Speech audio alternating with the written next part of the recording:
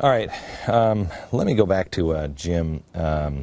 Jim, first of all, a couple quick questions. Is there any chance that this actually does any real damage to the economy to have this go on like this?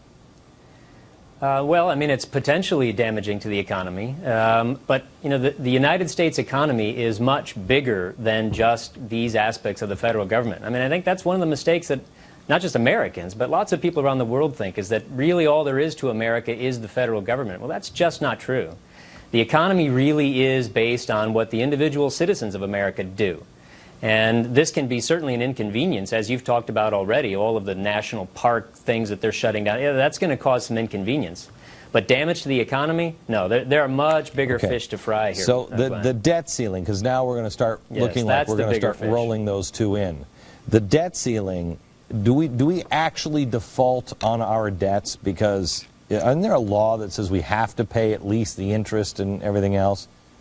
We do have to pay the interest. We do have to we have to pay our debt. In fact, that's part of the Constitution. That's one of the amendments of the Constitution that says that we have to properly dispose of and execute our debt. There's no question about that. So raising the debt ceiling, is this just about taking on new debt? Because the president is saying, we're not taking on new debt. Just because you raise the debt ceiling doesn't mean you're taking on new debt.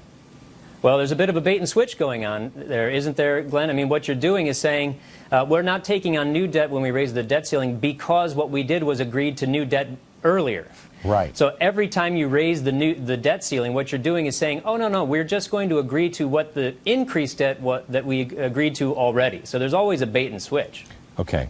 And the last thing that I found interesting is that the stock markets didn't move. The president comes out and says what he said, and the stock market doesn't move. Unusual? That's very interesting, isn't it? And I think that's partly because the stock market, much of the stock market, has already capitalized what they think is going to happen. So what they expect is going to happen is that there will be a debt deal struck, and what that will mean is that at least in the short term, the debt ceiling will be raised again. Now, at some point in the future, we won't be able to just keep raising debt. This is an economic reality. It's like a tsunami that is coming in to crash. The question is just when. But the market already assumes that a deal will be struck, that we're going to raise the debt ceiling, that we'll continue to be as fiscally irresponsible as we have been for the last several decades. So they're already assuming it. So when the president comes out and says, hey, you should be worried about it, they say, yeah, we've heard it before. And they have heard it before, again and again and again. Real quick, I literally have 15 seconds. If we did what Coolidge did and we cut our debt by, let's say, 25, 30%, would our economy roar? It would be an explosion of economic prosperity. So I thought. Okay, thank you very much, Jim. I appreciate it.